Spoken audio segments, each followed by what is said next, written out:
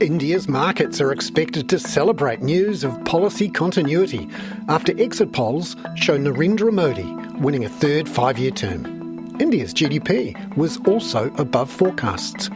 US inflation data was in line with expectations. Factory activity in China contracted in May. And watch out later today for a lower wage increase from Australia's Fair Work Commission. That's coming up in our 5 Things in 5 Minutes. And then in our bonus deep dive interview, ANZ Chief Economist for Southeast Asia and India, Sanjay Mathur, explains how extreme temperatures in India, the Philippines and Indonesia are upending rice markets again. In the past, when you had rice shortages or the shortfall in rice production, India has very often banned the exports of certain grades of rice. And that has had a compounding price effect on the rice importers. But first, in 5 and 5 with ANZ. Exit polls out over the weekend from India's 6-week-long general elections show Prime Minister Narendra Modi's BJP party has won again, handily, which, if confirmed later tomorrow, would extend his decade-long period in power for another 5 years. ANZ FX strategist and economist Diraj Nim says markets are likely to react positively later this morning on the prospects for policy continuity. All eyes are now on the actual election outcomes, which will be announced on 4th June. Now, if they're in line with the exit polls, markets are likely to cheer, especially because foreign investors had shed some of their exposure to Indian assets in May. But we are a bit conscious that, exit polls are not always found to be accurate, so we think that some nervousness will likely persist till final results are out in front of everybody. Number 2.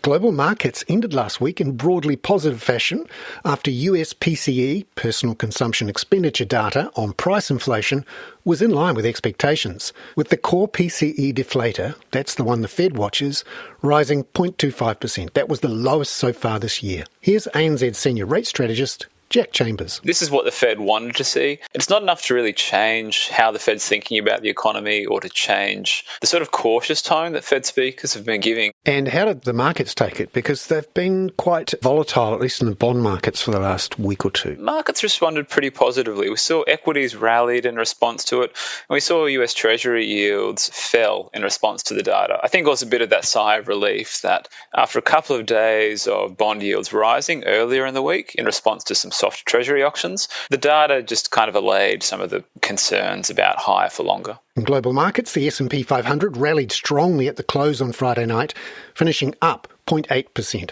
After those in-line inflation figures calmed some nerves, the US 10-year Treasury yield fell 5 basis points to 4.50%, and the 2-year fell 6 points to 4.87%. Now that dragged the US dollar down a bit, which meant the Aussie dollar starts this morning up 0.3% at 66.53 US cents, and the Kiwi is up 0.5% at 61.44 US cents. Number 3. There was discouraging economic news out of China on Friday. The manufacturing PMI fell surprisingly to 49.5 in May from 50.6 in April. Remembering that anything below 50 signals a contraction in manufacturing. ANZ's Chief Economist for Greater China, Raymond Yung, points in particular to a sharp weakening in export orders. This suggests that the export-driven recovery that we have seen in the past few months remains very vulnerable, and China still need to rely on the domestic leg as a buffer. So if China's recovery is only relying on the export recovery or the manufacturing recovery, does it seem to guarantee that China can achieve 5% growth this year? Number 4. In Australia later today, inflation and interest rate watchers will be focused on the Fair Work Commission's annual review of minimum and award wages to take effect from July the 1st.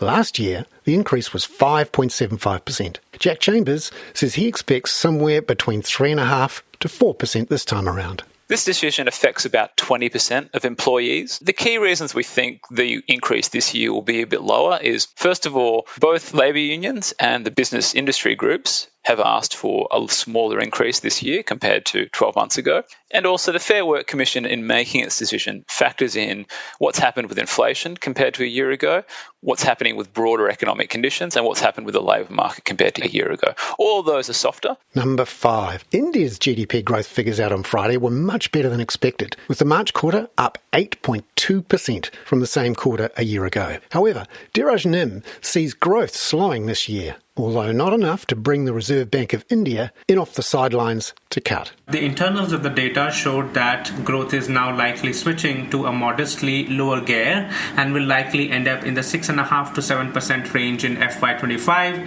which we believe is close to India's potential growth. The growth profile may also remain a bit imbalanced in that investments may continue to dominate consumption while manufacturing may continue to outperform services and agriculture. What this means for the Reserve Bank of India? Well, they can remain inflation focused for a lot longer because growth is in no need of policy support at the moment. We do think that a rate cut will happen, but not before December 2024. Dheeraj Nim there. Now, in our bonus deep dive interview, ANZ's Chief Economist for Southeast Asia and India, Sanjay Mathur, details the effects on the supply and rice prices from extreme temperatures sweeping the region. We've had phases of extreme heat in different parts of Asia. India has seen temperatures that you normally see in the Middle East. For example, northern India is facing temperatures of close to 50 degrees. And that's really been unheard of. But these are certain things that really are disrupting, or the expectation is that the rice crop would sort of fall considerably this year. And the El Nino that had started last year is expected to persist through the middle of the year, so that everything is adding to sort of a more severe supply shortage in the rice market. So who's affected most by this? The Philippines and to some extent Indonesia, both of them have fairly large weightings as far as of rice in the CPI baskets, and also this tallies with the sort of expenditure patterns. And what that really means is that when rice inflation goes up, it does impact the pockets of the average household, and they are then forced to cut back on other items which would be discretionary spending. So the net impact is a lot more than just saying that inflation has risen. Now, on the other hand, when we look at the more developed parts of Asia, that's really looking at Korea, Taiwan, Singapore, they also have rice as a staple food item, but nonetheless, because they're richer, because incomes are higher, the spending on rice itself is much lower. The third facet of it is really, the rice exporters who will benefit, but at the same time, we should remember that there could be domestic priorities and they could sort of cut back on rice exports. So those three main rice exporters, India, Vietnam and Thailand, I guess they've got this problem of domestic prices rising, even though they get an export boost. Absolutely. And India is a very good validation of this problem. So in the past, when you've had rice shortages or the shortfall in rice production, India has very often banned the exports of certain grades of rice. And that has had a compounding price effect on the rice importers. So might we see further government intervention in the rice markets on this? We certainly think that would be the case in developing Asia. The one exception is the Philippines, where the government has generally shied away from different forms of subsidies and price controls. What they did do was to strike a 5-year deal with Vietnam that would ensure supplies of 1.5 to 2 million tons at competitive and affordable prices. Having said that, there's no number assigned to what competitive and affordable means, and that will imply that you're looking at market prices, and that would impact household spending patterns as well as inflation. And how long do you think the surge in prices will last? Is it just until it rains? I would think that this should last at least until August. By that is also the time when we would have full clarity on the monsoon season in India, which is very important for the rice crop. The monsoon season generally starts in the first week of June and lasts till September, but roughly by August we have a very good feel of exactly how the monsoon season is panning out. Sanjay Mathur there. I'm Bernard Hickey. That was 5 and 5 with ANZ for Monday, June the 3rd. Catch you tomorrow as we preview Australian GDP data on Wednesday and Thursday night's ECB decision before jobs figures from the US on Friday night.